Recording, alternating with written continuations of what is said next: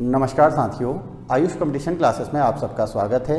हम पढ़ रहे हैं उत्तराखंड की जिला सीरीज और इसमें आज हमारा जो टॉपिक है वो है बागेश्वर ज़िला।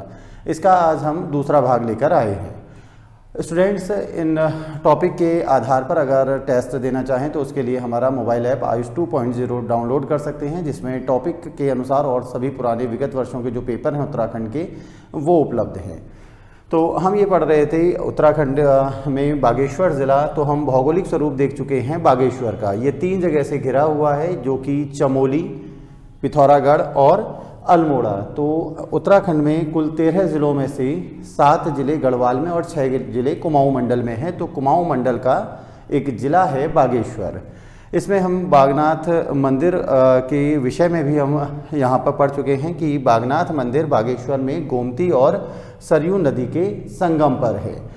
यहाँ पर अगर अब हम आगे बढ़ते हैं तो कुछ पॉइंट हम देख लेते हैं, जैसे ये नंदा देवी नेशनल पार्क। तो नंदा देवी नेशनल पार्क को हम चमोली में पढ़ेंगे, क्योंकि इसका जो ज़्यादा भाग है वो चमोली में है। लेकिन अगर प्रश्न आएगा कि नंदा देवी नेशनल पार्क कहाँ पर है, तो ये 3 ज़िलों में है, चमोली, पिथौरागढ़ और बागेश्वर। तो ये जो पॉइंट है, यहाँ से ये पिथौरागढ़ आता है, ये बाउंड्री, और ये चमोली और नीचे बागेश्वर। तो नंदा देवी नेशनल पार्क 3 ज़िलों में फैला है। ये 3 ज़िले हैं, चमोली, पिथौरागढ़ और बागेश्वर। तो ये ध्यान रखना है, विस्तार से इसको हम चमोली ज़िले में पढ़ेंगे। इसी प्रकार से यहाँ पर पिंडारी ग्लेशियर है। तो पिंडारी ग्लेशियर राज्य का दूसरा सबसे बड़ा ग्लेशियर है। ये ग्लेशियर भी 2 ज़िलों में है, पहला है बागेश्वर और दूसरा है चमोली। तो पिंडारी ग्लेशियर 2 ज़िलों में फैला हुआ है। तो पिंडारी ग्लेशियर को ट्रेल ने खोजा था, जो ट्रैक वगैरह है वो ट्रेल ने बनाया था। तो यहीं पर एक दर्रा है, इस दर्रे का नाम दिया गया है ट्रेल पास। ट्रेल कुमाऊं के कमिश्नर थे और एक बहुत अच्छे पर्वतारोही थे। सन 1830 में उनके द्वारा यह ग्लेशियर खोजा गया। जो दर्रा खोजा गया ये बागेश्वर को मिलम जोहार, जो कि पिथौरागढ़ में है, उस क्षेत्र से जोड़ता है। और 1830 में इस दर्रे को खोजने में मदद करने वाले व्यक्ति हैं मलक सिंह बूढ़ा। तो यहाँ पर ये पिंडारी ग्लेशियर राज्य का दूसरा बड़ा ग्लेशियर है। पहला बड़ा ग्लेशियर अगर पूछा जाएगा तो गंगोत्री। तो ये ग्लेशियर लगभग 30 किलोमीटर लंबा है और 400 मीटर चौड़ा है। यहाँ पर ये भी मान्यता है कि इस दर्रे को खोजने के बाद ट्रेल की आंखों में हिम अंधता आ गई थी। तो इसके लिए ये किंवदंती है कि देवी नंदा नहीं चाहती थी कि बाहरी दुनिया का हस्तक्षेप उनके क्षेत्र में हो। तो इस कारण ट्रेल को आजीवन हिम अंधता की शिकायत रही। इसके अलावा कुछ और ग्लेशियर यहाँ पर है। अगर हम प्रमुख ग्लेशियरों की बात करें तो सुंदरडुंगा ग्लेशियर, पिंडारी ग्लेशियर और कफनी ग्लेशियर। तो यहाँ से नदियाँ तो 3 निकल ही रही हैं। ये 3 प्रमुख ग्लेशियर हैं बागेश्वर में। इसके अलावा 2 अन्य ग्लेशियर यहाँ पर हैं, सुखराम और मैकतोली। तो मैकतोली शायद सुंदरडुंगा के पास में ही है और सुखराम इस तरफ को शामा से ऊपर जाके यहाँ से ट्रैक के लिए रास्ता जाता है। तो आपको ध्यान रखना है, बागेश्वर में 5 ट्रैक हैं। ये ट्रैक हैं सुंदरडुंगा, जो 5 ग्लेशियर हैं, सुंदरडुंगा, पिंडारी, कफनी, इसके अलावा सुखराम और मैकतोली। ये हमारे बागेश्वर के प्रमुख ग्लेशियर हैं। तो यहाँ सबसे बड़ा ग्लेशियर जो हो गया हमारा पिंडारी ग्लेशियर। इसके अलावा बागेश्वर में हम कुछ और चीज़ों की हम बात करते हैं। तो ये हमारा जो स्थान है, ये स्थान है बदियाकोट। बदियाकोट में जो प्रसिद्ध मंदिर है वो आदि बद्री माँ भगवती का मंदिर है। इस मंदिर में जो देवी भगवती की मूर्ति है, इसके अलावा बद्रीनाथ में, तो बद्रीनाथ जो है वो चमोली ज़िले में है। और वहाँ पर बद्रीनाथ में एक प्रमुख जो मूर्ति है बद्रीनाथ जी के अलावा वो कुबेर की है। तो यहाँ पर ये मान्यता है कि कुबेर के जो पुत्र हैं छलीदानु और बलिदानु, उनको माँ भगवती के द्वारा दर्शन दिया गया और उनसे कहा गया कि वह बदियाकोट क्षेत्र में निवास करें। तो यहाँ इस बदियाकोट के क्षेत्र में जो बागेश्वर में भी आता है और उसके बाद बाउंड्री के बाद चमोली ज़िले में भी आता है, तो छलीदानु और बलिदानु के विषय में काफ़ी मान्यताएँ हैं। इसके अलावा तो माँ भगवती की तो मूर्ति यहाँ बदियाकोट में है ही, मंदिर है भव्य। साथ में हूण और लाटू देवता का भी मंदिर है। तो ये हूण तिब्बतियों के देवता माने जाते हैं और प्राचीन समय में यहाँ से तिब्बत के लिए होकर व्यापार होता था। साथ ही यहाँ पर लाटू देवता का भी मंदिर है। लाटू देवता को नंदा का भाई माना जाता है। तो प्रमुख मंदिर यहाँ आदि माँ भगवती बदियाकोट। इसके अलावा यहाँ बदियाकोट में 3 मेले भी लगते हैं। पहला मेला है नंद कुंड की उपजात यात्रा। ये प्रत्येक 12 वर्ष में ये मेला लगता है और 7 दिन का यह मेला होता है, 1 सप्ताह का मेला। दूसरा मेला यहाँ पर है घर आठियों का मेला। ये मेला प्रत्येक 4 वर्ष में आयोजित होता है, ये भी 1 सप्ताह का है। और प्रति वर्ष यहाँ पर लगने वाला जो मेला है वो है सलपाती का मेला। तो ये माँ भगवती मंदिर में हर साल सलपाती के मेले का भी आयोजन होता है।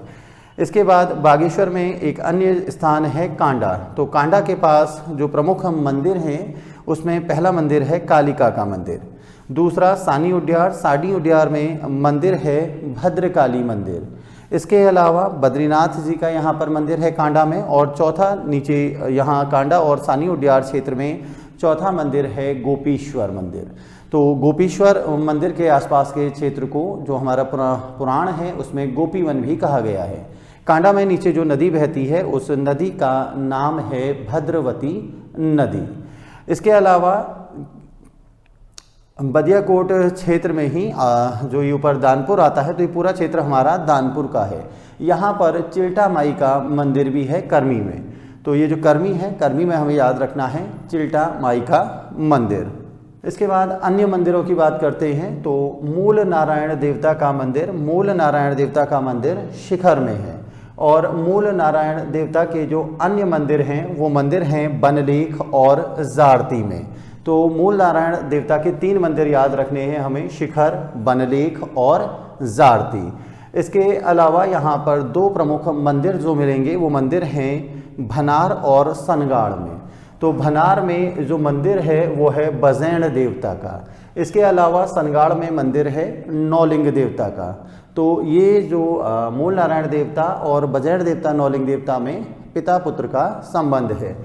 नौलिंग देवता और बजैण देवता ये मूल नारायण देवता के पुत्र हैं। तो इस क्षेत्र में ये बागेश्वर में प्रसिद्ध मंदिरों में हमें ध्यान रखने हैं मूल नारायण देवता मंदिर, नौलिंग मंदिर और बजैण देवता का मंदिर। बागेश्वर के विषय में हम अन्य अगर पॉइंट की बात करें तो हम ये पढ़ ही चुके हैं कि बागेश्वर में जो प्रमुख शिवगण हैं वो हैं चंडीश, शिवनाभि की पूजा की जाती है। इसके अलावा बागेश्वर में एक ताल है, इस ताल का नाम याद रखना है हमें सुकंडा ताल। तो अगर पूछा जाएगा कि सुकंडा ताल कहाँ है, आंसर होगा बागेश्वर। इसके अलावा हम ये 2 पढ़ चुके हैं कि जो हमारे 2 प्रमुख ग्लेशियर हैं यहाँ पर सुखराम और मैकतोली हैं, 3 ग्लेशियर हम पढ़ चुके हैं। तो टोटल 5 ग्लेशियर आपको बागेश्वर में याद रखने हैं। बागेश्वर में एक स्थान है छौना बिलौरा। तो ये काफली गैर की तरफ ये स्थान है छौना बिलौरा, और इस पर एक लोकगीत भी बना है। तो मुख्य परीक्षा में लोकगीतों से प्रश्न पूछा जाता है।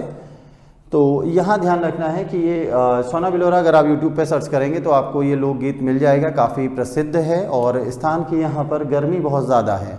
तो मुख्य परीक्षा देने वाले स्टूडेंट्स इसको ध्यान रखेंगे कि लोकगीत में छौना बिलौरा। तो इसमें यही है कि कोई जो युवती है वो एक ठंडे प्रदेश में रहती है, जैसे यहाँ काफ़ी ज़्यादा ठंड पड़ती है, और वो अपने पिता से कह रही है कि उसका जो ब्याह है वो कहीं यहाँ जहाँ पर बहुत ज़्यादा गर्मी पड़ती है वहाँ पर उसका विवाह ना किया जाए। तो ये छौना बिलौरा ध्यान रखना है।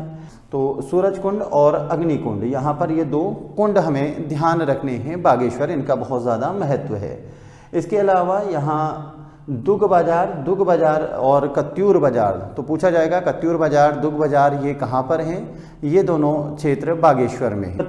दुग बाजार 1913 में इसको जोड़ने के लिए पुल बना था, तो संभवतः है 1913 के बाद ही दुग बाजार विकसित हुआ हो। झिरौली यहाँ पर इस क्षेत्र में है, काफली गैर क्षेत्र में है, और यह क्षेत्र मैग्नेसाइट के उत्खनन के लिए प्रसिद्ध है। यहाँ पर मैग्नेसाइट की फैक्ट्री है। तो एक मान्यता यहाँ है कि घी संक्रांति जो कि घी त्योहार जो कि उत्तराखंड का एक लोक पर्व है, उस दिन नदी पार उफनती हुई सरयू नदी को पार किया जाता है बागेश्वर मंदिर के रावल पुजारियों के द्वारा। बागेश्वर यह सबसे कम नगरीकृत ज़िला है। तो सबसे ज़्यादा अगर नगरीकृत ज़िला पूछा गया है तो वो देहरादून है, और सबसे ज़्यादा नगरीकरण तो हो ही गया, सबसे कम नगरीकरण अगर पूछा जाएगा तो बागेश्वर। यहाँ का 95% क्षेत्र अभी भी ग्रामीण क्षेत्रों में आता है। भतौड़ा ये यहाँ पर एक गांव का नाम है, और ये जो भतौड़ा गांव है इसको संस्कृत ग्राम उत्तराखंड सरकार के द्वारा घोषित किया गया है। तो उत्तराखंड में 2 संस्कृत ग्राम हैं, जिसमें से एक बागेश्वर में है और गांव का नाम है भतौड़ा। समाधि, बागेश्वर में कई सारी समाधियां मिली हैं और ये जो समाधियां हैं इनको मुगली कहा जाता है। तो इस प्रकार की समाधियां कई स्थान से मिली हैं और ये समाधियां अभी नष्ट भी हो चुकी हैं। तो मत ये है कि जब यहाँ पर मुगलों ने या जो वाही आक्रमण हुए थे, अल्मोड़ा में भी आक्रमण हुए हैं, जागेश्वर मंदिर तक आक्रमण हुए हैं, तो यहीं पर जब आक्रमण हुए आक्रांताओं के, तो उन्हीं में से जिनका निधन हुआ तो वो समाधियाँ या कब्रें यहाँ पर बनी हुई हैं, उनके अवशेष यहाँ पर प्राप्त होते हैं। अब इसके बाद हम पढ़ते हैं कौसानी। तो अगला हमारा टॉपिक जो बागेश्वर में है क्षेत्र है कौसानी। तो कौसानी में हम पढ़ चुके हैं कि सन 1929 में महात्मा गांधी बागेश्वर आए थे और उसके बाद वह कौसानी में रुके। तो यहाँ महात्मा गांधी ने अपने समाचार पत्र यंग इंडिया में कौसानी को भारत का स्विट्ज़रलैंड कहा और यहाँ पर उन्होंने 14 दिन का प्रवास किया। साथ ही यहाँ पर भगवत गीता पर अपनी एक टीका लिखी। इस टीका को अनाशक्ति योग कहा गया। तो इसीलिए कौसानी में अनाशक्ति आश्रम स्थापित किया गया है। कौसानी जो है यहाँ से कोसी नदी निकलती है। कोसी नदी का जो पुराना नाम है वो कौशिकी नदी है और यहाँ पर मान्यता है कि कौशिक ऋषि के द्वारा तपस्या की गई थी। तो कोसी यहाँ बूढ़ा पिनाक नामक स्थान से निकलती है और ये तप भूमि है कौशिक ऋषि की। इसके अलावा यहाँ पर पिनाकेश्वर का मंदिर है। ये पिनाकेश्वर मंदिर को चंद राजा बाज बहादुर चंद के द्वारा बनाया गया था 1654 के लगभग। इसके अलावा कौसानी में चाय के बागान हैं। ये चाय के बागान के लिए क्षेत्र प्रसिद्ध है और फॉलनर नामक व्यक्ति ने यहाँ पर चाय के बागान विकसित किए थे। साथ ही हुई चाऊ नामक चीनी चाय विशेषज्ञ भी यहाँ पर आया था और उसने इस क्षेत्र को चाय के बागान के रूप में विकसित करने का प्रयास किया। सन 1892 में काठगोदाम से कौसानी तक बैलगाड़ी सड़क का निर्माण किया गया। कौसानी के अगर हम अन्य मंदिरों की बात करें तो यहाँ पर द्वारिकाधीश का मंदिर है, रुद्रधारी मंदिर है, यहाँ पर लक्ष्मी आश्रम है। लक्ष्मी आश्रम का दूसरा नाम है कस्तूरबा महिला उत्थान मंडल और ये जो आश्रम है ये सरलाबेन के द्वारा बनाया गया है। सरलाबेन का वास्तविक नाम था कैथरीन हेलेमन।